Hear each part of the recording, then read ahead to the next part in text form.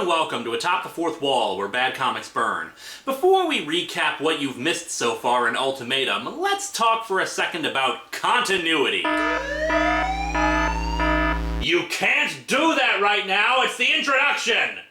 Yeah, the continuity alarm exists to stop me from rambling on about plot details and histories. The reason for that is that continuity with comic books, especially superhero comic books, can be quite a bit daunting. It's like watching a TV show, but only starting to watch at the season finale. If the show has established a ton of backstory throughout its run, the viewer is confused. And that's especially terrifying with comic books, where many characters have 60+ years of stories that have been told before.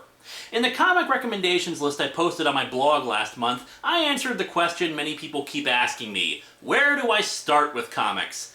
The answer is that there is honestly no one place to start reading. Seriously, your best bet is to go to a comic book store or a bookstore, find a title that looks interesting to you, and start reading.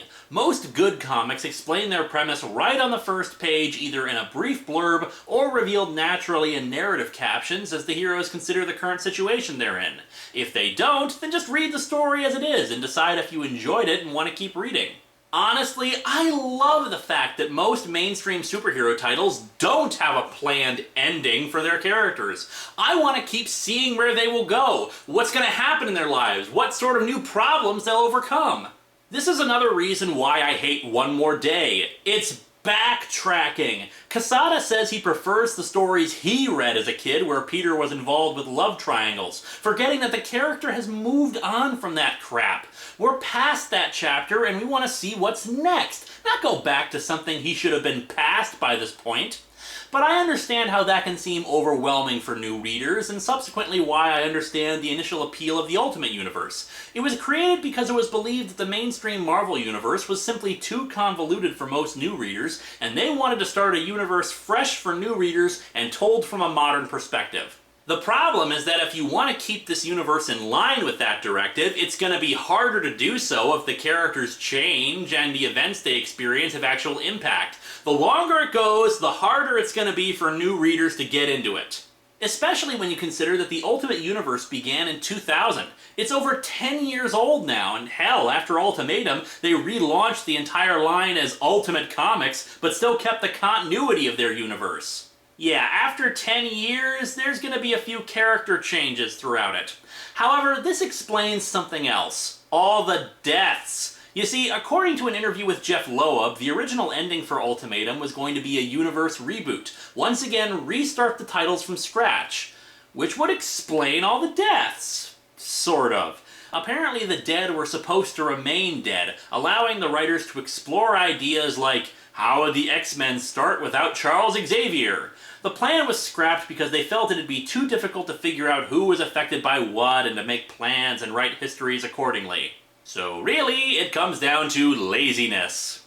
The whole reboot thing reminds me of DC, actually. In 1985, they thought the amount of parallel worlds and 50 years of continuity were confusing and rebooted the whole universe in Crisis on Infinite Earths, which only made things more confusing. And they tried again with Zero Hour, and they tried again with Infinite Crisis.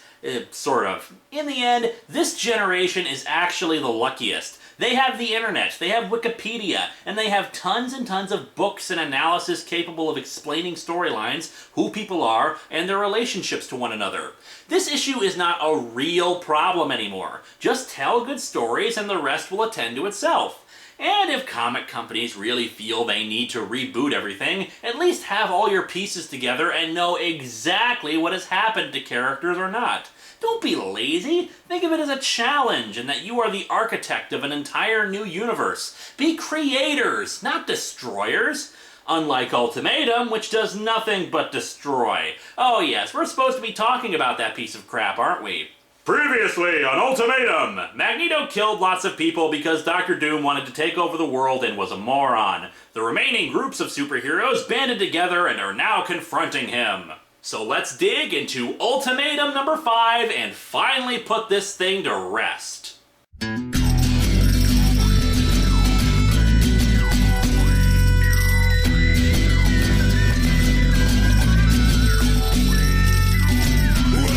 to Atop the Fourth Wall, where bad comics burn. Linkara's gonna teach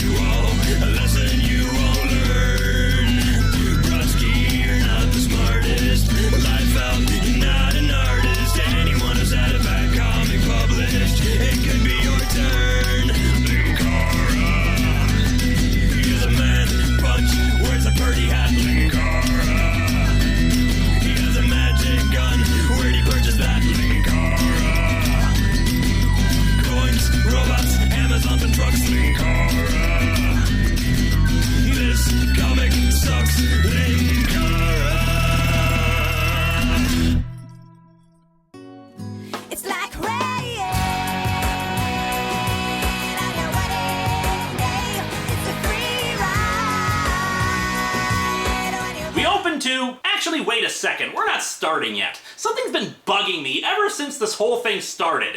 The name.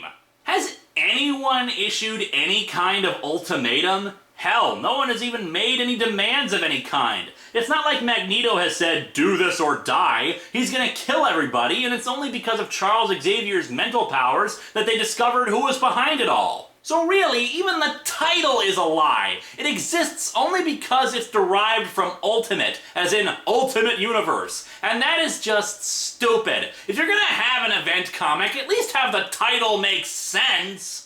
We open to a snarling Wolverine with Magneto reflected in his claws. All the other times we fought, I guess I held back. Can't kill you if I'm not willing to die. You can't kill him unless you're willing to die? Your confusing thesis has captured my attention. Tell me more. Wolverine is engaging Magneto in battle, slashing at him and ranting. You've murdered millions of people. Humans, mutants, heroes, villains. It made no difference to you. Friends, Charles Xavier. I think he's going kind of stream of consciousness there, since the friends bit should have been before him saying it makes no difference to you. Jean Grey detects that Wolverine definitely intends to kill him. No, stop, please don't. You have to be better than him. You have to bring him to justice. Yeah, I know, I usually complain about heroes being killers, but honestly, with the enormity of Magneto's crimes and that he possesses so much power, I'm not exactly gonna shed a tear if Wolverine guts him. You think you're God? That you'll destroy the Earth and make it over in your image? I got news for you. If you're God, then God is dead. That is one of the stupidest attempts at sounding badass that I've ever read. You're an idiot. Magneto knocks him away and then, get this, he opens Cyclops' visor and takes control of Iron Man's armor and has them fire their beams at him while the others just kind of stand off in the background. I am Magneto, master of magnet. First of all, while I have a little doubt that Magneto could knock Iron Man around, I have a hard time believing that somehow gives him access to the technology of the armor to fire energy beams. Second, what the hell is Cyclops doing? Close your damn eyes, you idiot! Yeah, maybe he can open the visor, but unless Ultimate Cyclops works differently than regular Universe Cyclops, he should be able to just shut his eyes and no worries. And wait a second, aren't Cyclops' eye beams just concussive blasts? Same thing goes for Iron Man. That's a repulsor ray, isn't it? Neither of these should actually do any real damage to Wolverine. They're force blasts. It's like getting punched really hard. They're not death rays. Hawkeye knocks off Cyclops' visor. A commenter also keenly pointed out that his bowstring is really thin and tiny, and we see that he can indeed close his eyes, so what the hell? Storm knocks out Iron Man instead of, shooting Magneto with frickin' lightning bolts, and Wolverine starts to reform, having established previously in the Ultimate Universe that as long as one of Wolverine's cells survives, he can regenerate. That doesn't make a lot of sense in the grand scheme of things, but we'll forgive it for the moment. He stabs Magneto through the chest, who in turn uses another magnetic blast on him. I kill you, ex-chicken. Oh my god, he tore the adamantium off his skeleton! Now who's gonna go drinking with me on Sunday nights? And by the way, even if that was what happened, I mean, look at that. Does that look like adamantium was ripped from his body? There's clearly still his hand poking out of Magneto's chest. He should be fine! But no, this apparently completely fries Wolverine and kills him. Down in the engine room of Magneto's floating citadel, Colossus and the Hulk are smashing up everything.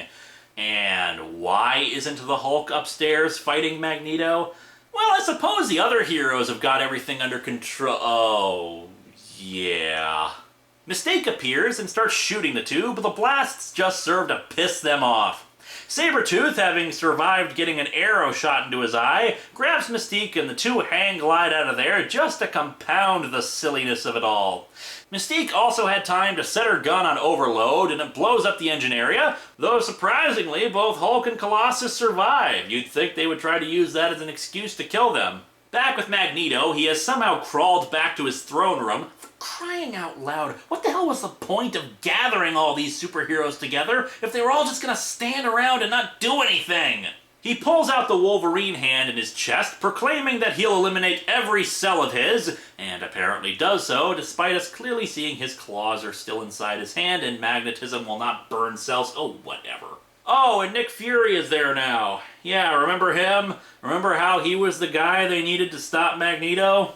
Every single one of you has a weakness. Something I keep as my ace in the hole in case you get out of hand. Well, since you're Samuel L. Jackson, I assume this ace in the hole involves a gun and or saying mofo a lot. No, actually, first it requires Jean Grey, who comes in. I'm assuming Fury would have other psychics on hand if he ever needed to do this. And they take off Magneto's helmet. The three perform the Nick Fury mind meld, and Magneto learns the origins of mutant kind in the Ultimate Universe. There were a few series that led up to Ultimatum. Ultimates 3, which we've already covered, Ultimate Power, which explains the Doom and Nick Fury stuff, and then there's Ultimate Origins.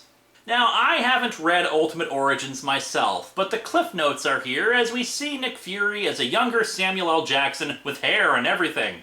Get this, you know how mutants were created as an allegory for oppressed minorities, that it's equivalent to racism or homophobia, or just anyone who's picked on for being different? Well, it's always been that mutants are supposed to be the next stage of human evolution. And we'll ignore the scientific errors in that idea, but the point is that that is not the case here. As it turns out, mutant kind was basically created in a laboratory decades ago by a mad scientist. Now, this is my own personal opinion here, and like I said, I haven't read Ultimate Origins myself, but I find that idea incredibly lame. I don't know, I suppose you still have the allegory of circumstances of birth and prejudice, but it doesn't feel right, because now they're victims of some guy instead of just being born different. But let's save any kind of discussion on that for the forums and the comments section, and instead look at more stupid. Magneto has essentially seen himself and mutant kind as the chosen of God. What, you expect crazy people to make sense? And this revelation shakes him to his core. What have I done? You shifted the magnetic poles. The Earth is off its axis. Those are two different things! Worst scientist ever. Magneto repairs the damage he's done, oh whatever, and Cyclops says they need to help him. Just like Charles did for you all those years. Charles? Charles will understand. Charles will forgive me. Charles is dead. You killed him with your own hands. There's no one left to forgive you. And no one ever will. And Cyclops blows Magneto's head off. What's the story with your face, son? So, wait, if Cyclops was just gonna kill him, why did he even bother saying they wanted to help him? So they all leave as the Citadel blows up, Wolverine's hand going down with it because... foreshadowing? Who knows? 8 days later. Well, thanks for wasting an entire page on 3 friggin' words at the bottom when instead you could have given us a formal apology for this comic. 8 days later, instead of continuing the work of helping survivors and rebuilding the East Coast, instead we see a political rally calling for the extermination of mutants. Cyclops is speaking to the crowd, calling for peace. Yeah, speech will win them over. While in the Senate, they're apparently debating a bill that would force mutants to surrender themselves to the US government, or they'll be hunted down and shot on sight. Wonderful. Oh, and then Cyclops gets assassinated. The crowd goes nuts, everybody's panicking, blah blah blah. Yeah, he's dead. Does anyone care anymore? Really? After so many have already died, did you think we'd give a damn at this point? In Latveria, Dr. Doom is lamenting how everything has gone down the crapper, but that he still has Namor as a prisoner. A cloaked figure enters. How did you get in here? Through the door. The door that's right there. See the door? He came in the door. Everybody in this comic is either crazy or stupid. Doom shoots at the cloaked figure, who is revealed to be the Thing. He says Reed told him what Doom had done and that this is all his fault. So the thing walks up and crushes his head because he says Doom has to pay for what he's done. Yep, another body in the pile. I know I should probably be counting the villains in the kill count, but hey, at least killing evil people is a logical story event. We cut to Wundagore. Could this just end already? That place where Wolverine once had sex with Magneto's wife. And it says something that is what I have to say to remind you of what the hell it is. Cyclops has been assassinated. I pushed this through his brain. The same bullet they shot the Scarlet Witch with. I thought you'd appreciate the irony. And isn't it ironic, don't you think? No, I don't think so. It's not ironic at all. It's rather nonsensical, in fact. And who was it that assassinated Cyclops? Granny Goodness! Nah, I'm kidding. It's Quicksilver. Oh, stop that. I'm not doing the dun-dun-dun thing again. Why? Because you don't care. Nobody cares. Somehow Quicksilver is still alive despite being shot. He's evil and talking to a woman in silhouette and is holding Magneto's helmet. He says that this was all evil silhouetted woman's plan, that Magneto had grown soft, and that only with his apparent death would he do what's necessary. Oh, who friggin' cares? Oh, and there's a dedication to Brian Bendis, Mark Miller, Bill Jamas, and Joe Quesada at the bottom for starting the Ultimate Universe. Yeah, you dedicated a book where you eradicate the Ultimate Universe in a mean-spirited, depressing, nonsensical, and idiotic way to the people who created it. That's a level of moron we don't get to see very often on this show. This comic sucks! When we began this little look at Ultimatum, I was told that this was the Marvel equivalent of Countdown, and I see why. Good ideas mired in what is nothing more than an ugly, ugly story. I still maintain that Countdown is worse, since that's 51 issues every week for an entire year, versus 5 issues spread out over 9 months. Yeah, the thing experienced heavy delays, and yet no one even tried to fix it with the added time. Smooth. It's really bad. And while I probably should set fire to it like the truly wretched on this show deserve, I think fire's too good for it. This is trash, and it deserves to go in the trash.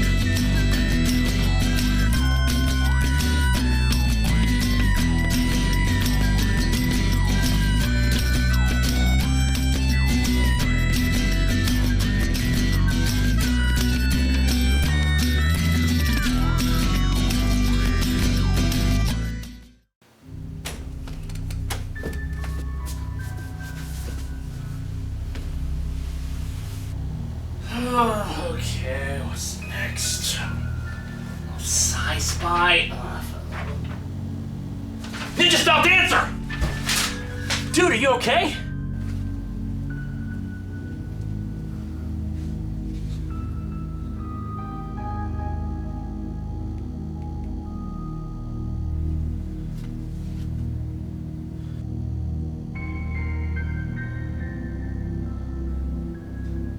Look, just hang on, man. Don't worry, man, I got this. Okay, hypo spray, dermal regenerator, okay. What to say? Oh, that you only meant well, when it comes you did. What to say? Dude, I can't believe I just found this, but in my closet I actually found a mint condition copy of Youngblood Strike Team number 4! Well, 90s kid, I really don't have time for this. Can we just do this another...